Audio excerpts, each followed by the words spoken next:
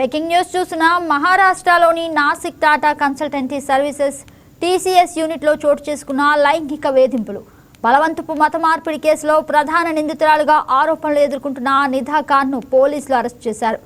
ఛత్రపతి సంభాజీ నగర్లో ఆమెను అదుపులోకి తీసుకున్నట్లు సిట్ అధికారులు ధృవీకరించారు. ఆమెను నాసిక్ కోర్టులో హాజరుపరచనున్నారు. ఈ ఏడాది మార్చి 26న కేసు నమోదైనప్పటి నుంచి ఆమె పరారీలోనే ఉన్నారు.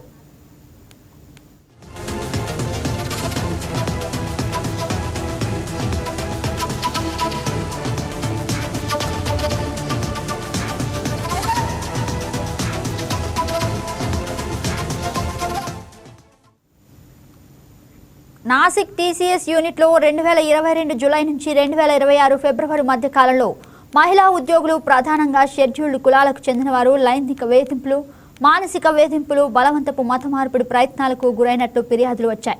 నిందితులు వ్యవస్థీకృతంగా మహిళలపై ఒత్తిడి తెచ్చి ఇస్లామిక్ సాంప్రదాయాల ప్రకారం దుస్తులు ధరించాలని ప్రవర్తించాలని బలవంత పెట్టినట్లు ఆరోపణలు వచ్చాయి.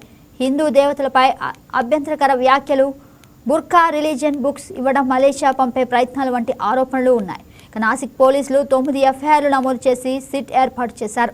ఇప్పటికే 8 మందిని అరెస్ట్ చేశారు. నిధా ఖాన్ ఎఫ్ఐఆర్ నమోదు అయిన తర్వాత పరారీలో ఉండగా దాదాపు 40 రోజుల తర్వాత అరెస్ట్ చేశారు.